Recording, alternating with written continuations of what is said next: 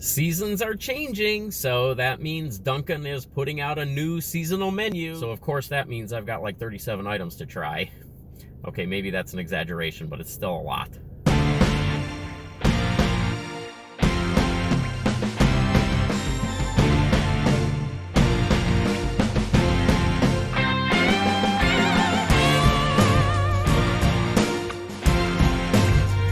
Hello, goblins and goblinettes. Welcome back to another edition of Destined to be Goblin. Destined Goblin here. This is where I will try a food product of some kind, maybe something you didn't even know existed, and I will decide whether or not I should give it my Destined Goblin seal of approval.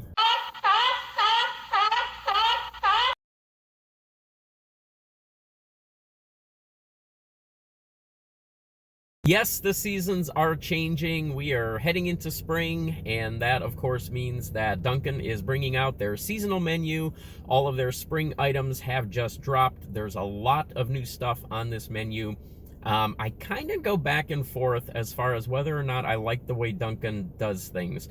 On the one hand, I like the fact that they put everything out at once. You have several months to try everything. You get your choice, but you have all of your options immediately available. On the other hand, I can kind of see how maybe releasing a new item every couple of weeks or so would keep things maybe a little bit more exciting. But either way, regardless, what it results in for me is me ending up having to do a whole bunch of items all at one time, and that is what I have here. Now, I basically have a full meal here. I've got an entree, I have a dessert, and I have a beverage. So for the entree, this is the new sandwich that they have right now. This is a tomato pesto grilled cheese sandwich. This thing is 520 calories. It is $4.49. You can see the tomatoes on there. It is white cheddar cheese. That is the cheese on this sandwich.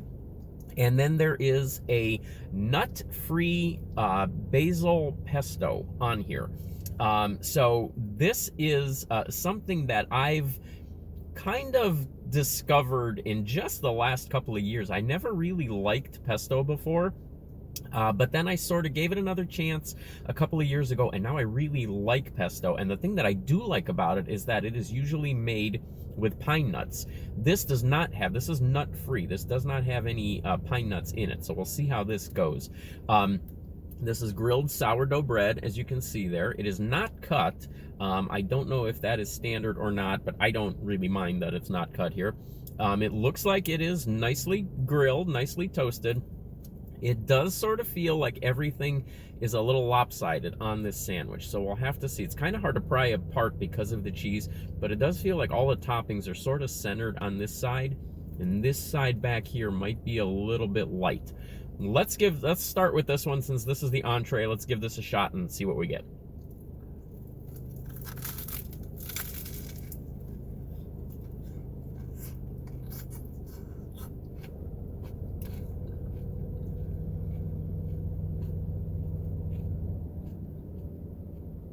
Okay, that first bite that I had, I bit down into that tomato, and the tomato just exploded.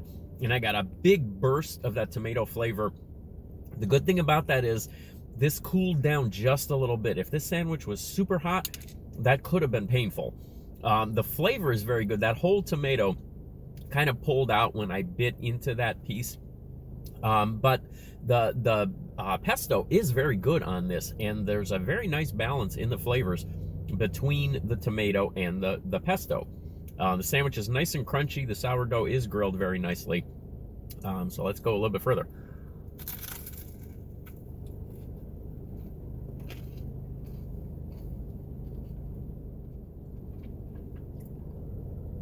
Okay, so the one thing that is a little bit interesting here is that this is a grilled cheese sandwich, but the cheese does not play a very prominent role in this. The pesto is very strong. The tomato flavor is very strong. They balance each other, so it has a very good flavor to it. But if you're looking for a sort of a more traditional grilled cheese sandwich, maybe with a little bit of a different flavor on it, you may find that the pesto and the tomato are a little bit overwhelming on this one. I like this, though. I think this is a good flavor on it, but that white cheddar cheese is not very strong in this.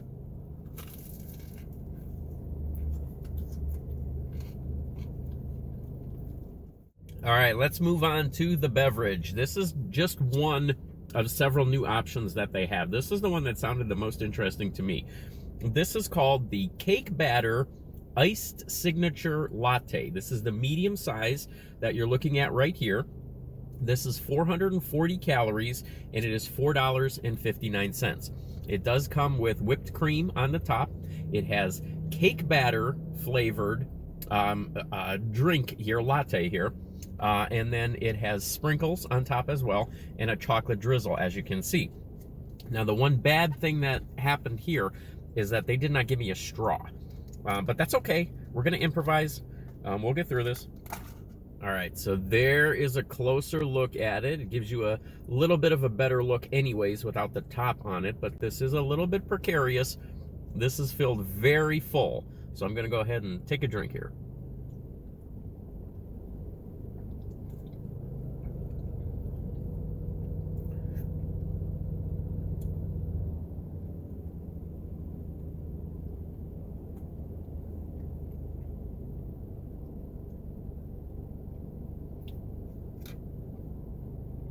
Obviously, it's a good flavor because of the whipped cream that I'm getting on there and the chocolate and everything. I do have a fork here to sort of stir things up a little bit. Just not sure about the flavor of the latte itself. Cake batter is the flavor on this.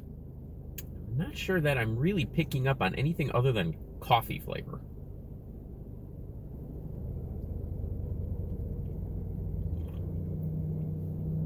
All right, we're gonna do a real big stir here. We're gonna really get in there. Obviously, if you had a straw, you would be able to distribute things a little bit better, sort of stir things up with that straw. That's okay, we're gonna get through this.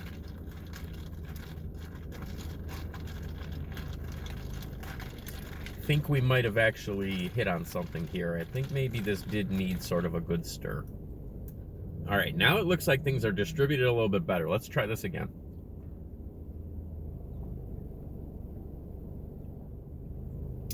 Okay, I am getting a sweeter flavor now, obviously. I'm getting that cake, well, I'm getting the flavor of it. It's supposed to be cake batter.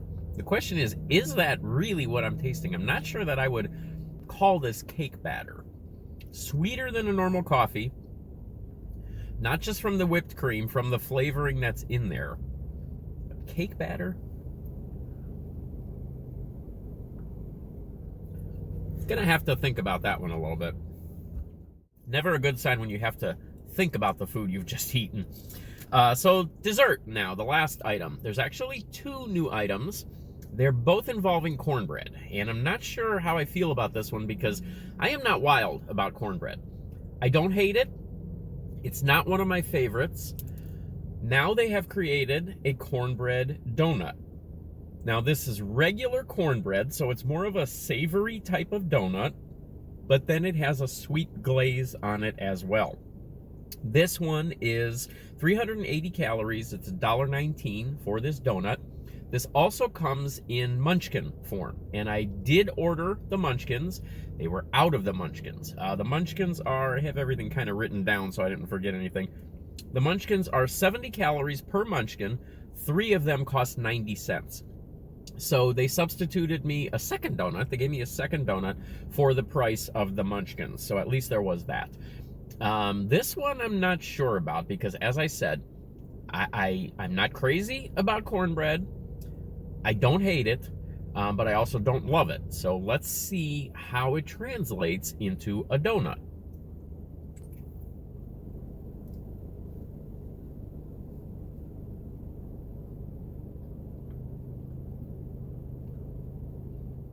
That is interesting. And the reason that it's interesting is because this retains the texture of cornbread.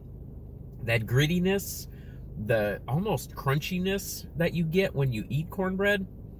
But there is nothing savory about this. This is completely sweet. The topping sort of takes over the dominant flavor in this, so that the cornbread almost doesn't even have much flavor. It's mostly the flavor of that sweet icing that you're getting there. I'm going to try to pick a little bit of this out from the center. without any of that icing on it. There we go. And just see if this has more of a traditional cornbread taste. And it does.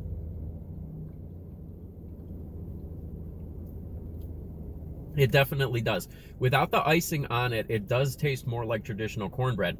It is a milder tasting cornbread. I have had some cornbread that has a lot of flavor. It's got a lot of that corn flavor to it. It's got a lot of that savoriness to it. This is a little bit more on the mild side as far as the flavor goes, but the icing on this is so very sweet that it takes over everything on this donut, and it makes this donut sweet.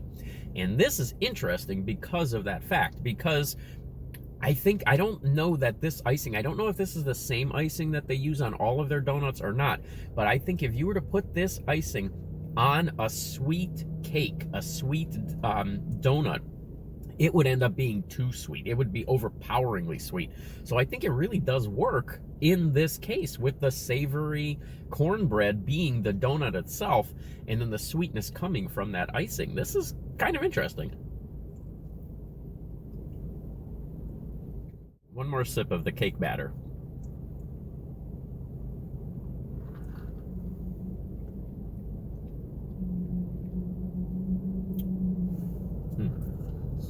Not sure about that one. Really not sure.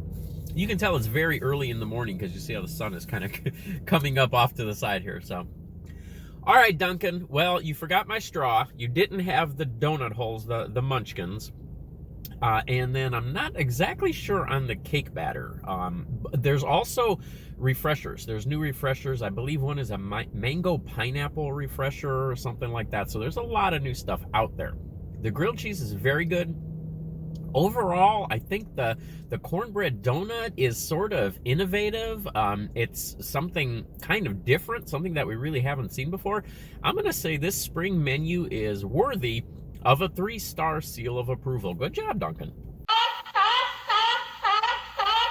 All right, there we go. That is the new spring menu over at Dunkin Donuts right now. That will be available for probably a few months at least. You should have some time to check that out.